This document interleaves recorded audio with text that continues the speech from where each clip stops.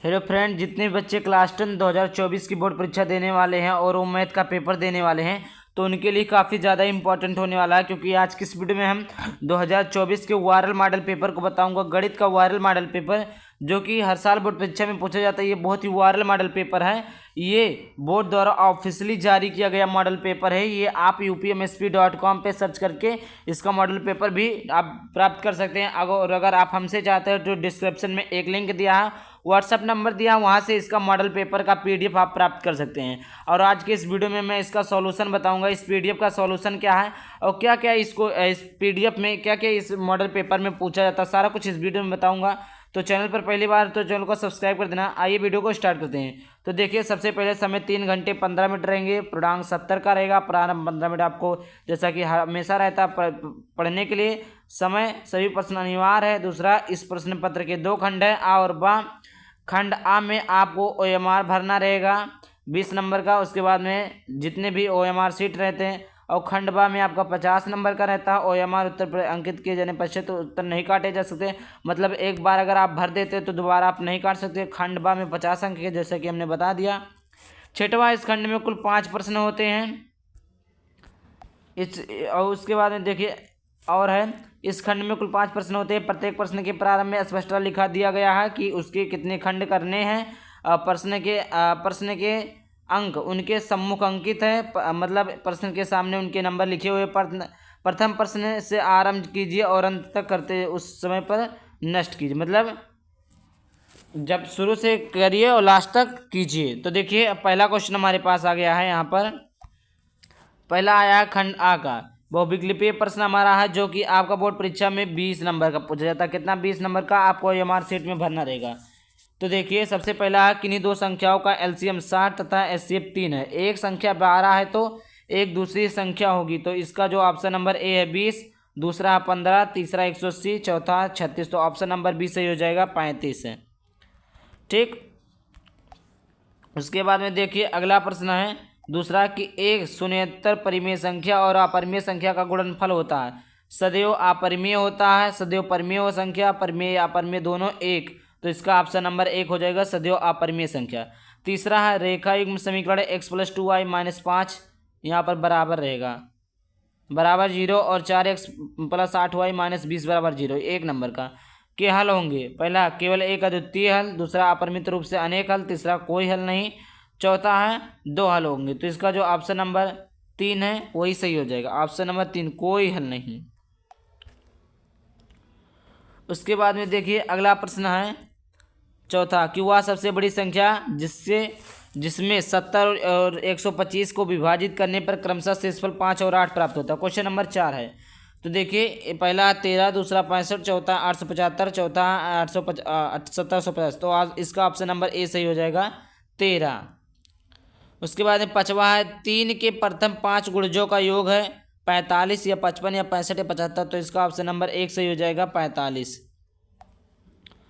उसके बाद में देखिए, नीचे जाते हैं। 6वां प्रश्न है द्विघात समीकरण 2x² - 4x + 3 बराबर 0 के बारे में निम्न कथनों पर विचार कीजिए। दिए गए समीकरण के विविधकर शून्य से कम है। समीकरण के कोई मूल वास्तविक नहीं है। समीकरण विविधकर शून्य है। समीकरण के मूल वास्तविक हैं। ऑप्शन नंबर डी सही होगा। निम्नलिखित में से सही उत्तर चयन कीजिए। अब देखिए, इनमें से एक सही उत्तर चयन करना है। तो इसका ऑप्शन नंबर डी सही हो जाएगा। AOBC एक आयत है जिसके 3 शीर्ष हैं। A 0,3, O 0,3, B 5,0। तो इसका जो ऑप्शन नंबर 3 है वो सही, √ में 34। सॉल्व करके आप देख सकते हैं। 8वां है यह समीकरण x² + kx - 5/4 बराबर 0 एक मूल 1/2 है तो k का मान ज्ञात कीजिए। तो इसका ऑप्शन नंबर ए है 2। उसके बाद में -2 1/4 1/2, ऑप्शन नंबर ए सही हो जाएगा। 9वां प्रश्न है कि दो त्रिभुज समरूप होते हैं यदि उनके संगत कोण बराबर हो तो इनकी संगत भुजाएं एक ही अनुपात यानी समानुपाती में होती है। तीसरा, उपयुक्त में से दोनों।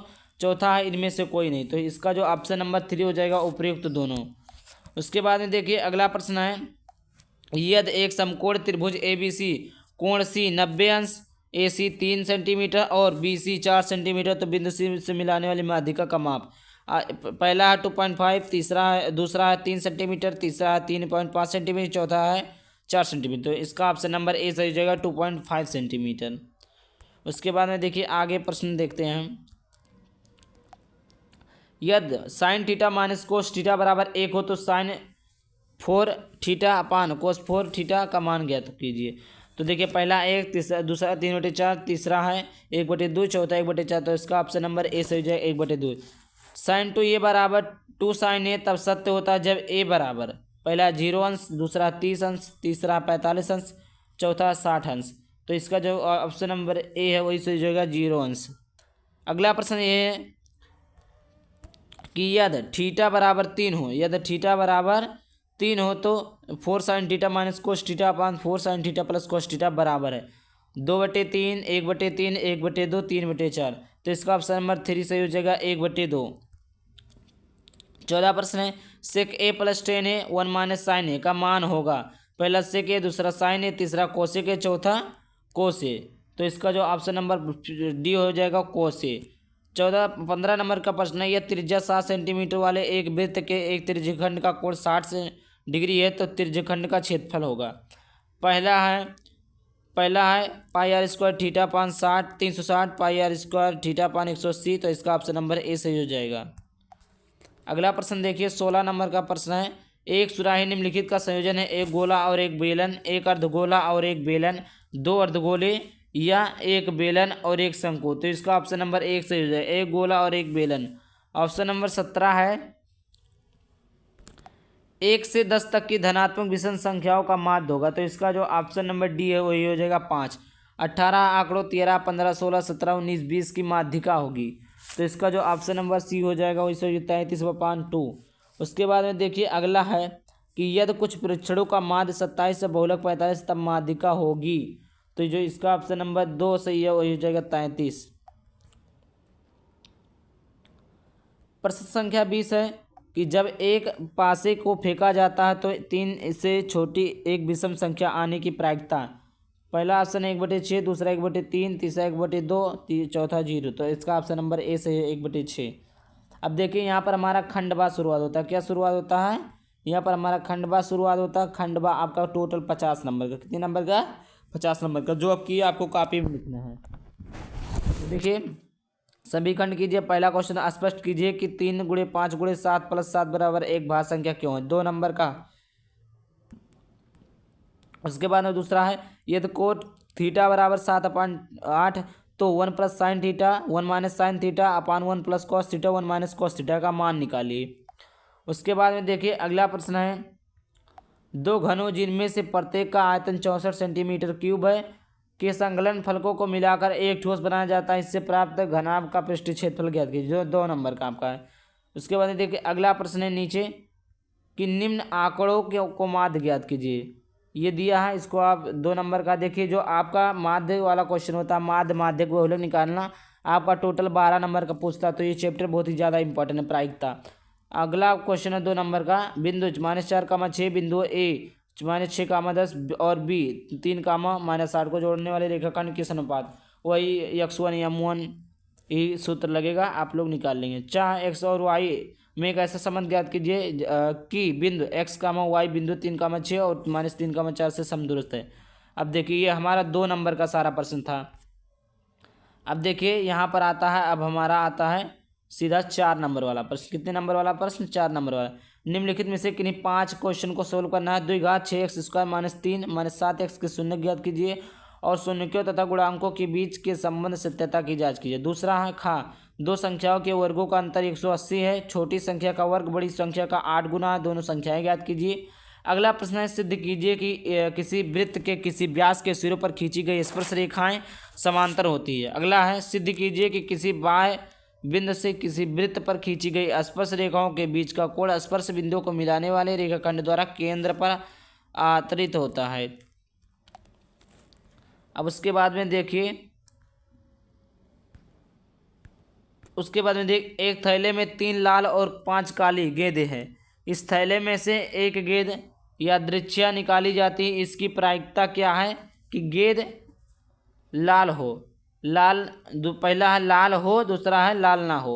अगला प्रश्न है नीचे दिए गए हुए बंटन में माध्यक है यदि बारंबारताओं का योग 60 है तो एक्स वाई का मान निकालिए। देखिए बहुत ज़्यादा इंपॉर्टेंट है। मैंने क्या कहा, प्रायिकता से आपका 12 नंबर का क्वेश्चन पूछता है। अब देखिए तीसरा प्रश्न है। ये जितने भी प्रश्न रहेंगे 2 प्रश्न रहेंगे अथवा मेरे 6 नंबर का। 2 अंकों की एक संख्या एवं उसके अंकों को उलटने पर बनी संख्या का योग 66 है। या संख्याओं के अंकों का अंतर 2 हो तो संख्याएं ज्ञात कीजिए। ऐसी संख्या कितनी है? अथवा 5 वर्ष पूर्व नूरी की आयु सोनू की आयु की 3 गुनी थी। 10 वर्ष पश्चात नूरी की आयु सोनू की आयु की 2 गुनी हो जाएगी। नूरी और सोनू की आयु ज्ञात कीजिए। उसके बाद में अगला प्रश्न है चौथा। एक बहुमंजिल भवन के शिखर से देखने पर एक 8 मीटर ऊंचे भवन के शिखर और तल के अवनमन कोण क्रमशः 30 अंश और 45 अंश। बहुमंजिल भवन की ऊंचाई और 2 भवनों के बीच की दूरी ज्ञात कीजिए।